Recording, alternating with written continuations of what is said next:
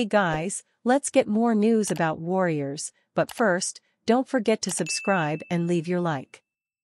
Steve Kerr, to continue bizarre Warriors tactic after blowout victory in Portland. Much of the focus entering the regular season surrounded the Golden State Warriors rotation, and head coach Steve Kerr certainly delivered a shock come Wednesday night against the Portland Trail Blazers. After the first 12 minutes, Kerr turned to his 12th man in the rotation, fourth-year wing Moses Moody. It wasn't because of any major in-game adjustments that were required, but rather a carefully considered plan that Kerr arrived at just 24 hours out from the game. The depth of the Golden State roster has been a major talking point throughout the entire offseason, and yet few, if anyone, would have thought that Kerr would go to a genuine 12-man rotation to start the season. The Warrior depth had lifted the team to an unbeaten 6-0 record during preseason, and it's that form, and that of individuals, that led Kerr to utilizing 12 players by the first 13 minutes of Wednesday's game. 2 days ago I would have said, oh well, maybe I'll just play 10 and I'll just have to tell 2 of these guys that they're going to sit, and I couldn't justify that because they've all played really well, Kerr said in the aftermath. While a legitimately bizarre tactic by NBA standards, the move paid immediate dividends as the Warriors completely blitzed the hosts in the final 3 quarters. Golden State outscored Portland 118-83 in the final 36 minutes, lifting them to a blowout 139-104 win in their season opener. While he's gone 11 deep in the past, Kerr revealed in the post-game that having a 12-man rotation is completely new territory for him, but one that he's going to persist with moving forward.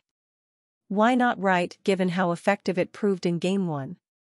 The 12 players each saw at least 14 minutes in Wednesday's 35-point win, and no one saw more than Stephen Curry's 25 minutes as the 2x MVP was stranded just 1 rebound short of what would have been his 14th career triple-double.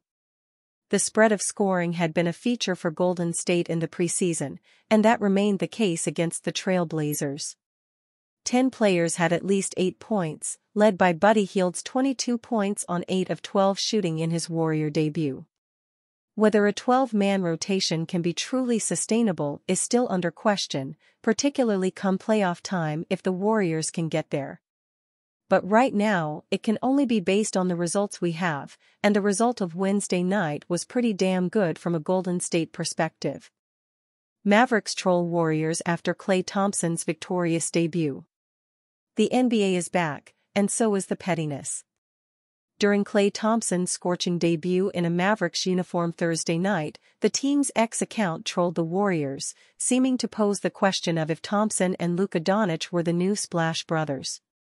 The post appeared immediately after Doncic set up Thompson for a 3, the latter's 5th make of the night from deep. Less than 2 minutes later, Doncic would find the veteran sharpshooter for another 3 as the Mavs blew the game open en route to a 120-109 win. Thompson's 6 threes for the night meant he set a new franchise record for most threes by a Mavericks debutant. Some Warriors fans took issue with the post, seeing as Thompson and Stephen Curry earned the moniker of the Splash Brothers for their many years of splashing threes in Golden State. However, on the surface, it's not exactly sacrilegious to refer to Thompson and Doncic as the new Splash Brothers. The Slovenian made the second most threes in the league last year with 284 behind only Curry, who sank 357 threes in 74 games. Thompson was 4th on the list with 268 threes in 77 games in his last season as a Warrior. As such, Thompson and Doncic could combine to shoot over 600 threes in their first season as Mavericks teammates. Not too shabby. Thompson couldn't stop raving about his new teammate after Thursday's win, anticipating that he will be getting great looks from deep all year due to the gravity created by Doncic. What an incredible talent, Thompson said of Doncic, via ESPN's Tim McMahon.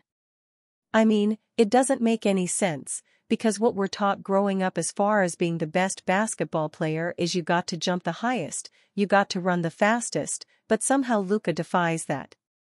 He plays at his own speed and manipulates the game as good as I've ever seen anyone do it. And it's great to be a recipient of that and get great looks. It's worth noting that Thursday wasn't the first instance of Dallas trolling its Western Conference foe. Soon after Thompson joined them as a free agent, the Mavericks invoked the "Hello, Klay Thompson" phrase to announce his signing via X, which was a reference to Curry's son, Cannon, famously shouting the phrase at Thompson after a game in December 2022. Thompson will face his former team for the first time on November 12 when he returns to San Francisco for an away game. It will undoubtedly be an emotional night for Thompson, his former teammates, and the Warriors fan base. Warriors commend Mike Dunleavy's big fish pursuit. Although the Golden State Warriors failed to acquire star talent in free agency and the trade market, the effort didn't go unnoticed. According to Stephen Curry and Draymond Green, Warriors general manager Mike Dunleavy Jr. led the charge in recruiting Paul George. Curry and Green appreciated Dunleavy's persistence in landing a star in free agency or the trade market. In The Athletic's Anthony Slater's story of the Warriors' general manager, multiple quotes indicate the star's trust in the process. "He was very persistent in making the date work," Green said. "He did the job. Paul George wanted to come here. So, shout out to Mike. The Clippers just wouldn't do an opt-in and trade." Due to the Los Angeles Clippers' inability to cooperate with the Warriors' front office, George signed in free agency with the Philadelphia 76ers. George thanked the Warriors regarding free agency stars. The Clippers and George didn't end their relationship on bad terms, but one couldn't say it concluded amicably. That said, why would the Clippers want to help out George? Furthermore, the Clippers helping a California rival franchise, which has eclipsed it in nearly every category, makes little to no sense competitively. Curry expressed the same disposition during the summer. "Let's keep it real," Curry said. "Most teams are probably not going to want to help us." However, Dunleavy bounced back quite effectively by signing multiple rotation players.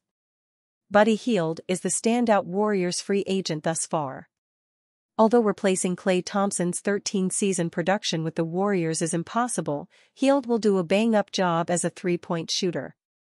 While the Warriors would have liked to acquire George, his injury history wouldn't bode well for a roster that can no longer afford such bad fortune, considering what Thompson endured for 2 consecutive seasons. Dunleavy hasn't caught the big fish, but he's had them on the reel. It's only a matter of time before the bait works. And you, fan? What do you think of the situation of Paul George? Leave your opinion in the comments.